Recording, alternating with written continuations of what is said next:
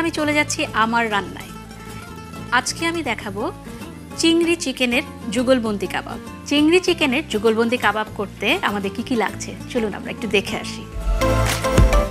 চিংড়ি চিকেনের যুগলবন্দি কাবাব করতে আমাদের লাগছে চিকেন, চিংড়ি মাছ, আদা বাটা, রসুন বাটা, কাশ্মীরি মরিচ গুঁড়া, জিরে গুঁড়ো, ইয়েলো মাস্টার্ড, তেঁতুলের sauce, chilli sauce, tomato sauce, সাদা গোলমরিচ গুঁড়া, গরম মশলা গুঁড়া, লেবুর রস, ব্রাউন সুগার, লবণ এবং তেল। দর্শক দেখে নিলেন কি লাগছে আমাদের। এখন আমি রান্নায় চলে যাচ্ছি। আমরা নিয়েছি কিউব করে কাটা চিকেন। এর সাথে আমরা যেহেতু চিংড়ি চিকেনের যুগলবন্দি, তো আমরা চিংড়ি মাছটাও নিয়ে নিচ্ছি, একসাথে ম্যারিনেট করে নিব। আমরা এখানে প্রথমেই দিচ্ছি আদা বাটা, তারপরে রসুন বাটা, তারপরে আমরা দিচ্ছি কাশ্মীরি লাল মরিচ। কাশ্মীরি মরিচের আপনার রঙটা খুব সুন্দর আসে আর ঝালটা একটু কম হয়। আমরা দিলাম জিরা গুঁড়া, একটু গরম মশলা গুঁড়া, সাদা গোলমরিচ গুঁড়া, তারপরে আমরা দিলাম মাস্টার্ড পেস্ট, একটু দিচ্ছি লেবুর রস, একটু দিলাম ব্রাউন সুগার। এখন আমরা সসগুলো দিয়ে দিব, চিলি সস,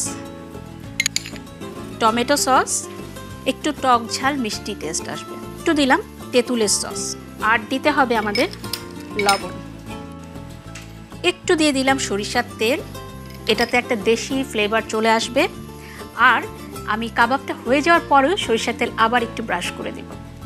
সব দেয়া হয়ে গেছে, আমরা এখন এটা ম্যারিনেট করব। খুব ভালো করে মাখিয়ে নিব। আমরা একটা চিকেন, একটা প্রন এভাবে গেঁথে দিব, এইভাবে।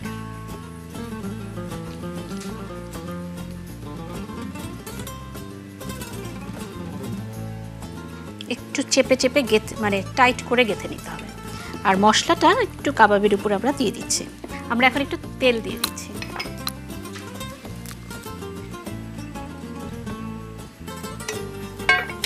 আমাদের তেল গরম হয়ে গেছে, এখন আমরা কাবাবের স্টিকগুলো দিয়ে দিব।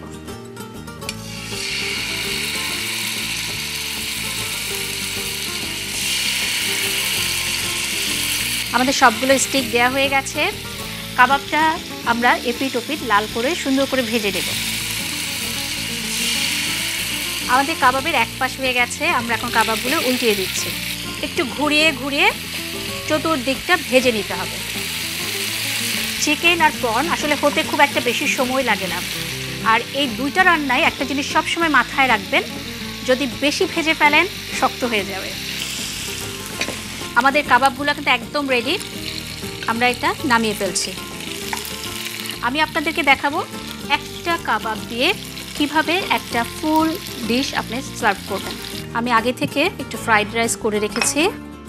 আমরা সালাদের জন্য লেটুস রেখেছি একটু কেটে।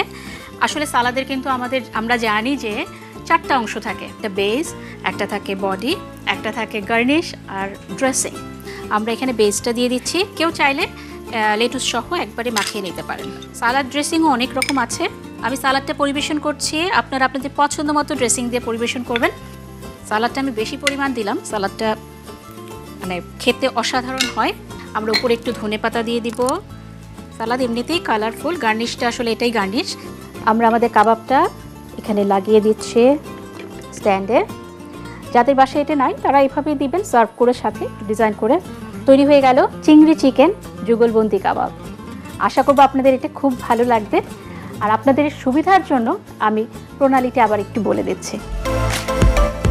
চিংড়ি চিকেন যুগলবন্দি কাবাব বানাতে একটি বোলে চিংড়ি মাছ বোনলেস চিকেন কিউব নিয়ে তাতে আদা রসুন বাটা, কাশ্মীরি মরিচ গুঁড়া, জিরা গুঁড়া, গরম মশলা গুঁড়া, সাদা গোলমরিচ গুঁড়া, সর্ষে বাটা, লেবুর রস, brown sugar, chilli sauce, tomato sauce, তেঁতুলের সস, লবণ ও সরিষার তেল দিয়ে সব ভালো করে মাখিয়ে স্কোয়ারে একটি চিকেন একটি চিংড়ি মাছ এইভাবে গেঁথে প্যানের তেল গরম হয়ে এলে স্টিকগুলো বিছিয়ে ঘুরিয়ে ঘুরিয়ে এপিট ওপিট লালচে হয়ে এলে তৈরি চিংড়ি চিকেন যুগলবন্দি কাবাব।